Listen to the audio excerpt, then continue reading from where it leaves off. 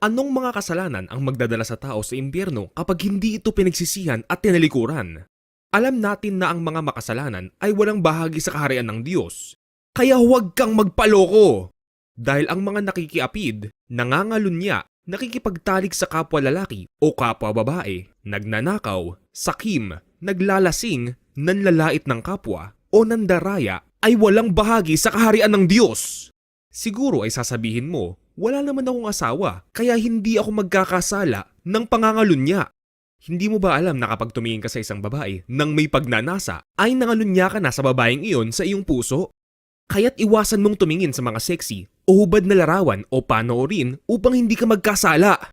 At kung hindi mo kayang magpigil sa sarili, ay mas mabuti nang magpakasal kaysa masunog sa impyerno.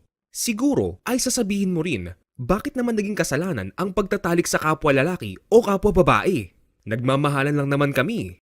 Mga kapatid, banal po ang templo ng Diyos at tayo ang templong iyon.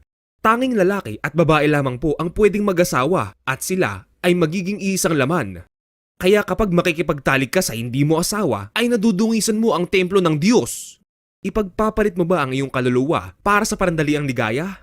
Mamuhay ka sa espiritu at malalabanan mo ang mga pagnanasa ng laman. Walang taong ipinanganak na bakla o tomboy. Ito po ay panunokso lamang sa atin ni Satanas. At habang hindi pa huli ang lahat ay pagsisihan mo ito at tanggapin kung paano ka nilikha ng ating Diyos. Mapupunta rin sa impyerno ang mga duwag, mga taksil, mga gumagawa ng mga kasuklam-suklam na bagay, mga mamamatay tao, mga mangkukulam, mga sumasamba sa Diyos-Diyosan at ang lahat ng mga sinungaling. Siguro ay sasabihin mo, hindi ako duwag. Aminin mo man o hindi, kaya ka nagpaturok o magpapaturok ay dahil takot ka magkasakit o mamatay. Hindi ba't ang utos ng Diyos sa atin ay huwag tayong matakot sa anumang bagay na kayang pumatay sa katawan? Diyos ang nag-iingat sa atin at Siya ang may hawak sa ating buhay. May paraan po Siya para mabuhay tayo kahit hindi tayo magpaturok. Manampalataya lamang po tayo sa Kanya. Siguro ay sasabihin mo rin, mabait naman akong tao. Hindi ako kriminal at lalong hindi ako mamamatay tao. Hindi mo ba alam na kapag nagalit ka sa iyong kapwa-tao ay nagkasala ka na rin ng pagpatay? Kaya't mahalin mo ang iyong mga kaaway at magpatawad sa mga nagkasala sa iyo.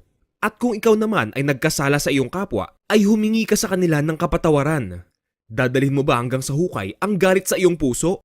Alam mo bang kapag hindi ka nagpatawad, ay hindi ka rin papatawarin ng Diyos? Siguro ay sasabihin mo rin, hindi naman ako sumasamba sa Diyos-Diyosan. Hindi naman ako pagano.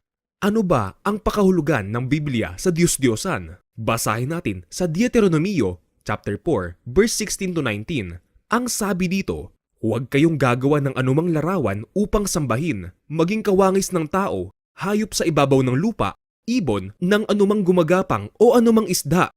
Huwag ninyong sambahin ang araw, buwan, bituin o alinmang bagay sa kalawakan na nilalang ng Diyos para sa tao. Hindi ba't ang mga ribultong ito ay kawangis ng tao? At hindi naman ito ang tunay na itsura ng ating Panginoong Hesus. Hindi mo ba alam na ang Diyos ay mapanibughuin? At hindi niya ibabahagi ang kaluwalhatian at papuri sa anumang larawang inukit ng kamay? Sigurado akong hindi ito ang unang beses na may nagsabi sa iyo nito. Pero kung ipipilit mo pa rin ang iyong gusto na taliwas sa utos ng Diyos, ay paniguradong pagsisisihan mo ito. At alam na po ng Diyos na sadyang may mga taong matitigas ang ulo. Sa katunayan, ayon sa Pahayag chapter 9, verse 20 to 21, ang natira sa sangkatauhan na hindi namatay sa mga salot ay hindi nagsisi. Hindi sila tumalikod ni tumigil man sa pagsamba sa mga demonyo at sa mga Diyos-Diyosang ginawa ng kanilang kamay, mga larawang ginto, pilak, tanso, bato at kahoy na di nakikita, nakakarinig o nakakalakad man. Ni hindi rin nila pinagsisihan ang kanilang mga pagpatay, pangkukulam, pakikiapid at pagnanakaw. Ipagpapalit mo ba ang kaluluwa mo para sa mga ribultong ito? Gising kapatid, hindi ito ang Diyos. Alam mo bang kasalanan din ang pagkonsulta sa mga manghuhula, mangkukulam at mga espiritista o pakikipag-usap sa mga patay? Pati ang paniniwala sa astrology, horoscope o sa mga pamahiin at pampaswerte? Tandaan, walang taong hindi nagkasala, kaya nga lahat tayo ay guilty sa mga kasalanang ito. Ngunit dahil sa pagmamahal ng Diyos sa atin, ay isinakripisyo niya ang kanyang bugtong na anak, ang ating Panginoong Hesus, upang mamatay sa krus para sa ating mga kasalanan. Ang gagawin na lang po natin ay manampalataya sa Kanya. At kung talagang nananampalataya ka sa Panginoong Hesus, ay pagsisisihan mo at tatalikuran ang iyong mga kasalanan. Dahil kapag paulit-ulit ka pa rin sa paggawa ng kasalanan, ay parang ipinapako mo siyang muli sa krus. Mahal po tayong lahat ng Diyos, ngunit wag po nating abusuhin ang Kanyang kagandahang loob. At gaya ng alibugang anak, kailangan po nating tanggapin na tayo ay nagkasala at magsisi at magbalik loob sa ating Diyos Ama na nasa langit.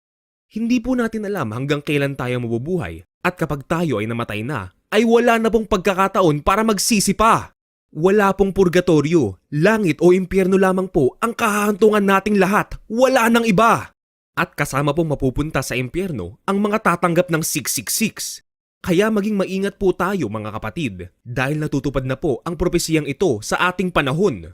Kaya hinihimok ko rin kayo mga kapatid na alamin ninyo ang totoong nangyayari sa paligid dahil ang ating mainstream media ay ipapakita lamang sa inyo kung ano ang nais silang ipakita at ibablock ang mga posts o ide-delete ang mga channel na nagbababala sa mga tao. At ganoon ang nangyari sa lahat ng aking mga dating channel. Ngunit sa awa ng Diyos ay narito pa rin ako at naghihimok sa inyo na magsisi sa inyong mga kasalanan at maniwala sa magandang balita.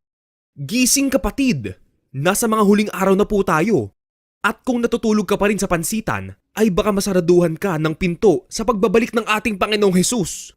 Maraming salamat sa panonood at God bless you.